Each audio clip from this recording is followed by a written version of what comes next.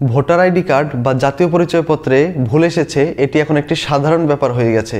কেননা আইডি কার্ডে হয় নিজের নাম বা বাবা মায়ের নাম বা জন্ম তারিখ কোনো একটি ভুল এসে যাচ্ছে। তো এর জন্য আমাদের কি করতে হয়, অনলাইনে সংশোধন করতে হয়। কিন্তু বিপত্তিটা তখনই আসে যখন আমাদের কাছে পর্যাপ্ত ডকুমেন্ট থাকে না।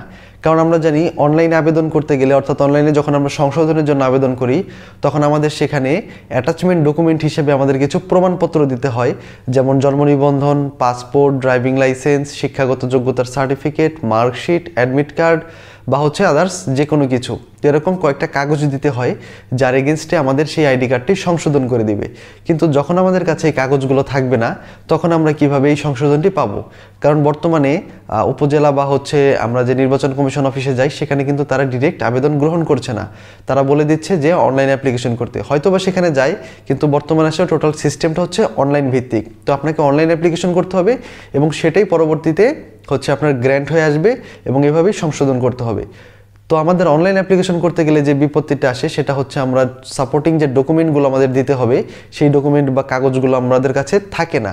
তখন আমাদের কি করতে হবে? তো এটা নিয়ে আজকে আমি ভিডিও বানাচ্ছি। তো এই ভিডিওতে আমি আপনাদেরকে সম্পূর্ণ জানাবো যে কিভাবে আপনারা এই সমস্ত কাগজ যদি না থাকে, কিভাবে আপনারা আইডি কার্ডটা সংশোধনের আবেদন করবেন। তো আপনাদের নিয়ম একটাই, সেটা আপনাকে অনলাইনে আবেদন করতে হবে।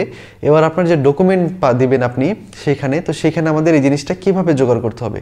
দেখুন, আপনার কাছে যদি জন্ম নিবন্ধন, পাসপোর্ট বা আদার্স এইসব কোনো কাগজ না থাকে, স্কুল সার্টিফিকেট না থাকে, সেক্ষেত্রে আপনি 3টা কাগজ তবুও জোগাড় করতে পারবেন।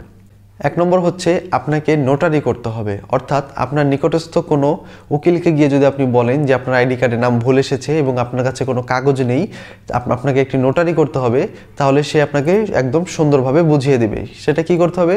আপনাকে 3 পাতার স্ট্যাম্পে ম্যাজিস্ট্রেটের সাইন দিয়ে, এবং সেখানে উল্লেখ থাকবে যে আপনার নাম অমুক হওয়ার পরিবর্তে ভুলবশত এমুক হয়ে গেছে।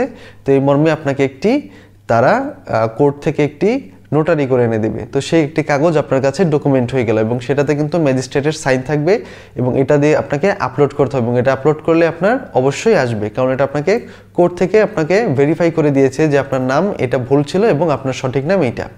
তো 2 নম্বর কাগজ আপনি আপনার এলাকার কমিশনার বা চেয়ারম্যানের কাছ থেকে একটি নাগরিক বা চারিত্রিক সনদ নেবেন এবং সেখানে আপনি অবশ্যই আপনার সঠিক নামটি উল্লেখ করবেন এবং আপনি একটি প্রত্যয়নপত্র নেবেন, যেটার মাধ্যমে আপনি এখানে লিখে দিবেন যে আপনি অমুক এবং আপনার বাবার নাম এত, মার নামেই, তারপরে আপনার ঠিকানা এবং আপনার জাতীয় পরিচয়পত্র নম্বর ইত্যাদি লিখে আপনি সেখানে উল্লেখ করবেন যে এখানে উল্লেখ্য যে আপনার নাম অমুক হওয়ার পরিবর্তে অমুক হয়েছে এবং এই মর্মে ওনার নাম এত এত দিয়ে আপনি সেই কমিশনার থেকে একটি প্রত্যয়নপত্র নেবেন, যেভাবে উনি আপনাকে ভেরিফাইড করে দেবে যে আপনার নামটি ভুল এসেছে এবং আপনার সঠিক নাম এইটা।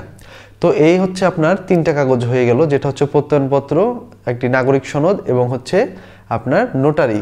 তো এই 3টা কাগজ যদি আপনি জোগাড় করেন এবং এই 3টা কাগজ দিয়ে যদি আপনি অনলাইন অ্যাপ্লিকেশন করেন, তাহলে আপনার আবেদনটি অবশ্যই আসবে। এবং এভাবে অনেক আবেদন হয়েছে এবং যাদের নেই কোনো কাগজ, যারা অনেক পুরাতন, স্কুলে সেরকম পড়েনি বা তার পাসপোর্ট, ড্রাইভিং লাইসেন্স এরকম কোনো সাপোর্টিং ডকুমেন্ট নেই, তো সেক্ষেত্রে তাদের আইডি কার্ড কি সংশোধন হবে না? অবশ্যই হবে। তো তাদের ক্ষেত্রে রয়েছে এই বিকল্প ব্যবস্থাটি। তো এইভাবে আপনারা যদি আবেদন করেন, সেক্ষেত্রে আপনাদের আবেদনটি সংশোধন হয়ে আসবে এবং আপনারা নতুন সংশোধিত আইডি কার্ড পেয়ে যাবেন। তো ধন্যবাদ সকলকে ভিডিওটি সম্পূর্ণ দেখার জন্য। আর আপনারা আমার চ্যানেলটিকে সাবস্ক্রাইব করে অবশ্যই পাশে থাকবেন। নতুন কোনো ভিডিওতে আবার দেখা হবে।